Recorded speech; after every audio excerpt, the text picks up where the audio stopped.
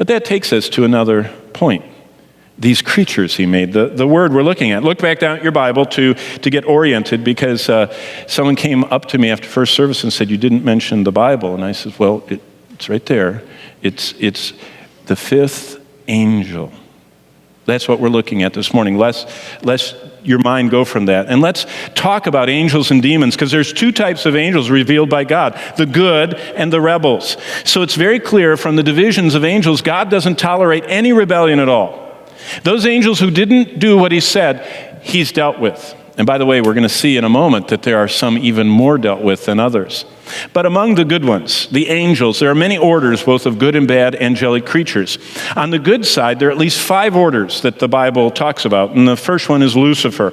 That's the pre-fallen Satan. He was the guardian. He was the anointed. He was the covering cherub. Lucifer means light. And that was his role before he fell to become Satan, which is clearly spoken of in Ezekiel 28 and Isaiah 14. He was the covering anointed cherub, which seems to have been much like a parabolic reflector of the glory of God back upon himself. But as he did that, he was a cherub. He was one of those living beings. And that's the second type of angelic creature, which Satan was one before he fell, called the cherubim, which literally means the living ones. They're found around God's throne in other places, Genesis 4, Ezekiel 1, Revelation. And they are covered with eyes. And they have 4 faces, and they have 6 wings, and they fly around, and they say constantly that God is holy. And then they're the ones we know a lot better, the archangels, that's Gabriel and Michael, who are very powerful. And then there are these flames, or seraphim. They're described in various ways. In Isaiah 6, they are angels that go back and forth between the throne and the altar. But also in Revelation 1, 4, and 5, and 8, they seem to always stand like towers of flames around God's throne. They are possibly the same as the seraphim of Isaiah, but the word seraph means to burn, fiery. They're just like a column of burning fire that surrounds the throne of God. And then beyond them are the normal angels by the billions. They're all through scriptures. And those are just the good ones. Now the other third that are the fallen ones, the demons. And there are at least 7 different orders of demons that have power that's much more, the good angels, it doesn't really talk that much about what they can do. We see it here and there. But the bad angels, a lot is told us about them. In the dark side of the angel spectrum, several orders of bad or unholy or rebel angels test the limits of our mind to understand. Let me just give you a quick rundown of the bad guys that are against every one of us that name the name of Christ. And that's why it's so good to know that we have the Spirit of God within us at the instant of our salvation, because he is the only protection against this group that are always against us. First of all, there's the angel of light. By the way, that's what God calls Satan. The former Lucifer in 2 Corinthians 11:14 is called the angel of light. Isn't it interesting that every time a Mormon who denies the deity of Christ or some other false teacher sees an angel, they're always an angel of light that's saying, you don't need Jesus, just come to me, come to me. See, that's Satan's primary role as the deceiver, the angel of light. He is also called in the scriptures as the ruler of this world, John chapter 12, verse 31, and the fallen, formerly highest and most powerful of all the angels. John says in chapter 5 of his first epistle that the whole world lies in his lap.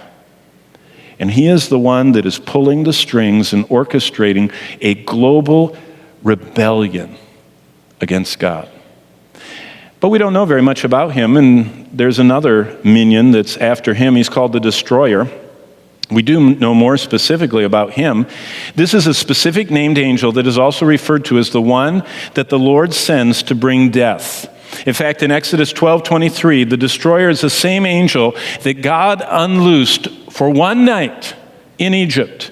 And in one night, one angel killed every firstborn male in the country and every firstborn animal in the flock, in the dark, in one night, in a whole country.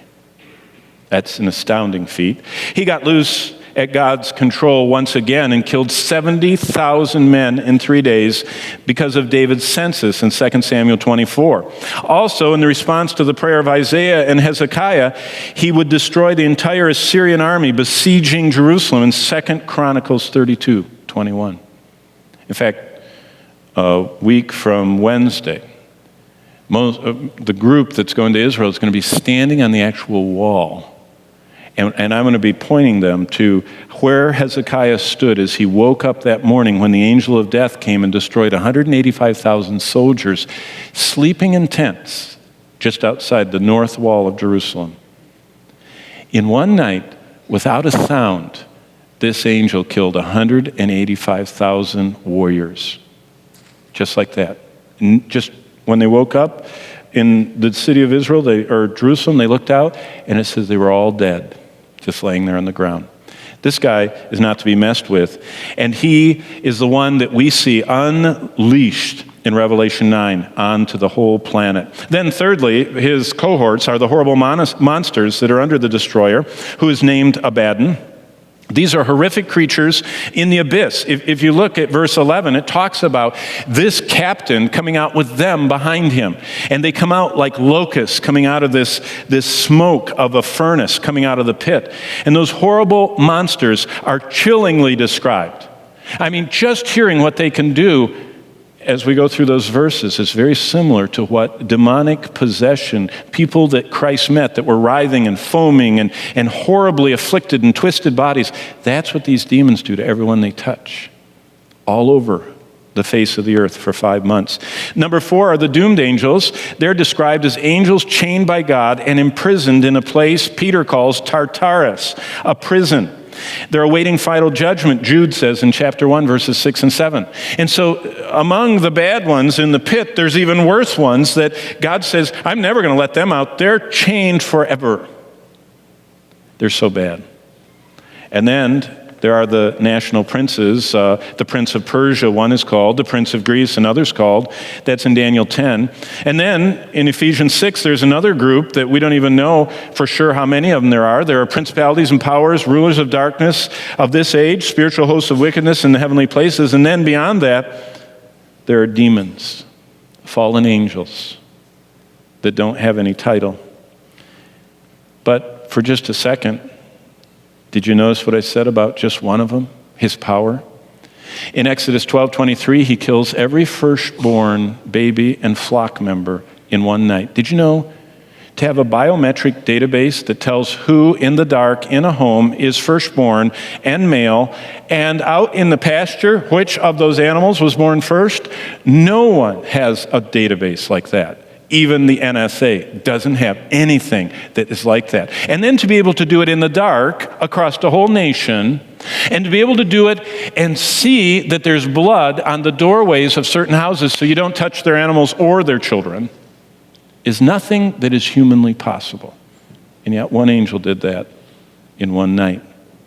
In 2 Samuel, he went through and got the 70,000. In 1 Corinthians 10, in Revelation 9:11, we see him. His name is the Destroyer.